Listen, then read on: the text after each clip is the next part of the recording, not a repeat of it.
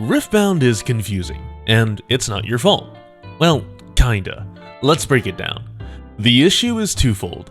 The first is that Riftbound is still in its relative infancy, with the fourth set barely on the horizon, and every set having introduced new mechanics. As a result, new cards and interactions enter the game without enough time to properly investigate every interaction by yourself. Secondly is the primary issue that plagues newcomers at Nexus Nights. A lot of you may have seen this rulebook. It explains the rules at a very basic level, and it helps to explain the basics of the game. Simple, right? Great. Now here are the full rules of Riftbound. That's right, almost 100 pages clarifying how Riftbound is meant to be interacted with and played. Now, before you shudder at the thought of reading this, you have to realize that going to a local Nexus night and simply asking about the interaction of a card is way easier than studying and anticipating every possible interaction with the core game mechanics. After all, this is a community game, and players at your local LGS should be more than happy to explain the cards.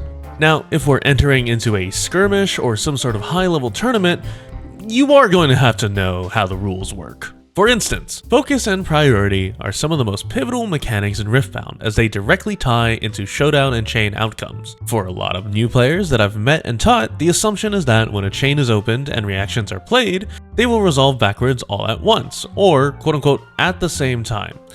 Following the actual game mechanics of, God, I hate that it's called FEPR, man, this sucks. Of FEPR, we have several important details affecting how the chain will resolve. First is the wording of the resolution step.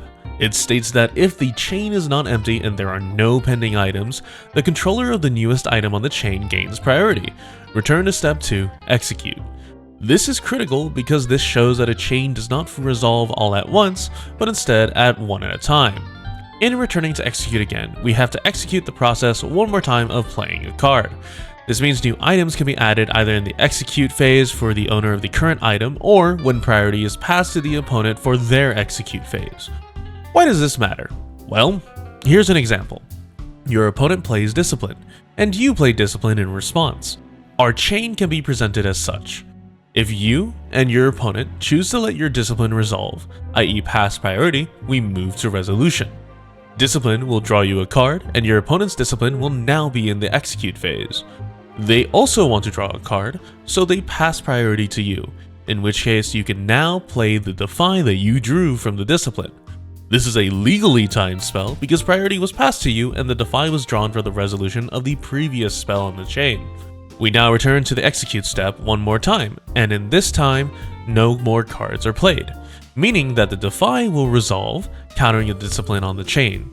As a result, you come out ahead with 2 might added to your unit and the opponent's spell countered. Mind you, this was a very simple chain interaction, with some chain interactions relying on the sequencing of triggers related to movement, unit death knell, etc.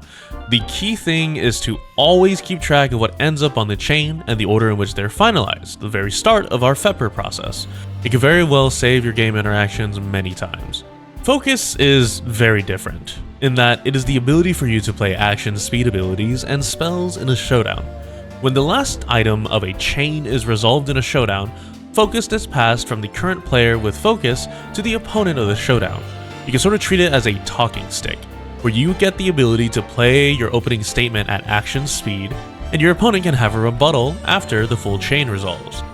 The key thing with this is that if you are playing around focus, you need to sequence your spells carefully. One of the most common things that I will see is players passing focus, playing a reaction speed spell as a part of their secondary actions after the first action resolves, and then getting punished because they let the action speed spell resolve before their reaction. It's one of the more nuanced features of Riftbound and requires you to be genuinely focused on how you play your combat tricks.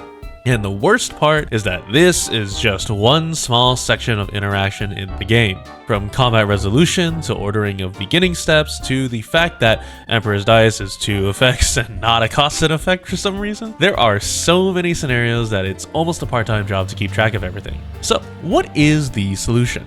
Well, much like many things about Riftbound, the answer is just play more Riftbound. Unironically, this is the best answer. You can't account for every scenario on your own, So instead, let's crowdsource it. Any judge worth his salt or even just a general experienced player can explain scenarios and rulings for you, and it's a great way to pick up new ideas. For those of you who don't have a regular store you go to, head online to the Riftbound community Discord or one of the many online groups like Rift and Runes or Mycelium.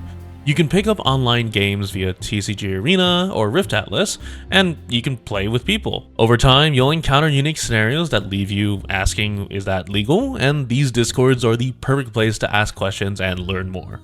It's okay to be bad at Riftbound competitively, as long as you are willing to learn and improve. I'll provide links to all the platforms I've mentioned below, as well as some interesting accounts that post either daily judge questions or informative content. Keep in mind that Riftbound is always evolving with every set that releases, so never be afraid to ask about interactions with your go-to information source if you're not sure. Just always triple check the information when a new set releases.